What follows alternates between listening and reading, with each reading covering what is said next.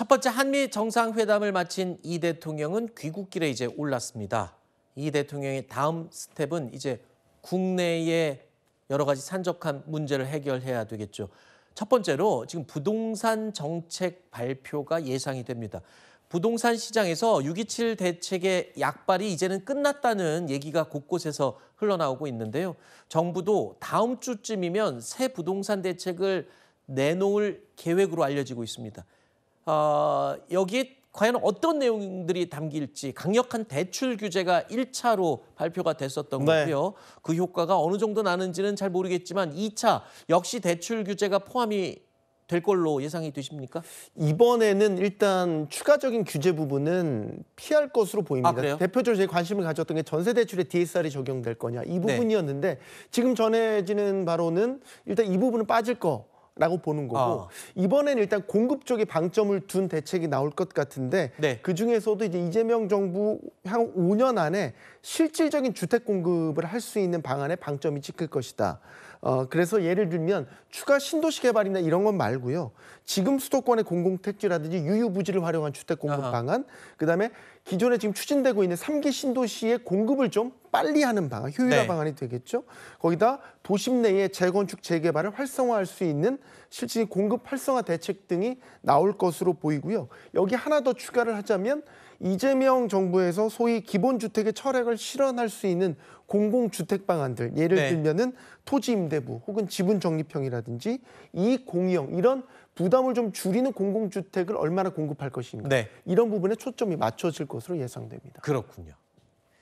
자, 어떤 정부의 강력한 또 추가 부동산 대책이 나올지 지켜볼 수 있는 이 상황 가운데서 이 부동산 아파트값 계속 고공행진을 이어가고 있습니다. 서울 아파트 한 채를 팔면 인천 아파트 세 채를 사고도 돈이 남는 그런 통계가 나왔다고요? 네.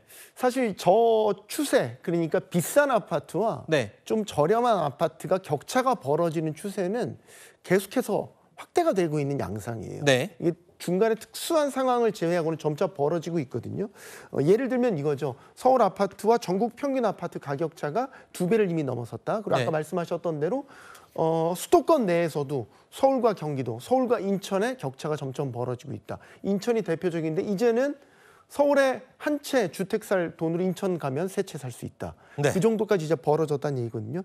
이거는 예를 들어서 문재인 정부 때 다주택자 엄청 규제했지 않습니까? 그때 이제 신조어처럼 등장한 게 똘똘한 한 채. 맞습니다. 똘똘한 한 채에 대한 선호 현상이 강해졌죠. 그러면서 서울 강남권에 대한 주택 수요가 더 세졌고 그러면서 그게 가격을 밀어올린 원인이 됐죠. 이러다 보니까 소위 비싼 집과 싼 집의 가격 격차가 더 벌어지게 된다.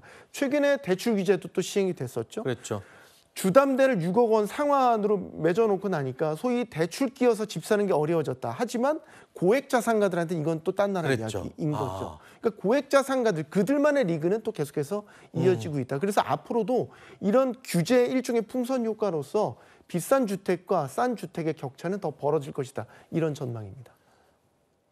아파트 값은 일단 서울에서는 하늘 높은 줄 모르고 계속 지금 올라가는, 비싼 아파트는 오르기 시작하면 더 계속 오르는 그런 추세인데, 이러다 보니까요. 그동안 이거는 돈 안 돼라고 했던 오피스텔, 빌라, 그러니까 비아파트 매물이 관심을 갑자기 확 끌고 있다고요? 네, 이게 이제 올해 들어서 조금씩 나타났다가 6.27 대출 규제 이후에 더 뚜렷하게 나타나고 있거든요. 사실 이제 빌라가 2022년에 이제 대규모 전세 사기로 인해서 신뢰도가 되게 떨어졌잖아요. 가격도 많이 떨어졌고 사람들이 이제 기피하는 투자처가 됐단 말이죠. 사실 그 2020년대까지만 해도 전국 집값이 들썩이면서 아파트뿐만 아니라 이 빌라 가격도 사실 따라서 같이 올랐었어요. 근데 전세 사기 이후에 확 눌려 있다가 최근에 다시 이제 부활을 한 게 여러 가지 이유가 있습니다. 일단 대출 규제가 있으면서 아파트 사기가 힘들어졌잖아요.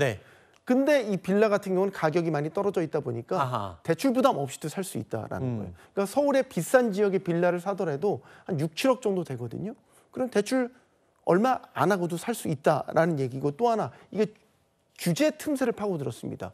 예를 들어서 지자체에 신고를 해야 되는 이제 토지거래 허가 구역 내에서도 이 빌라는 제외입니다. 그러니까 빌라의 수요가 모이고 있고 마지막 하나 최근에 이제 서울시를 비롯해서 도심 내 주택 공급 활성화 방안을 위해서 재개발 재건축을 좀 빠르게 하는 이런 방안들이 계속 추진되고 있거든요. 이런 네. 것들도 빌라 수요를 높이는 요인으로 꼽히고 있습니다. 그렇군요. 자, 지금까지 경제 라이브 살펴봤습니다.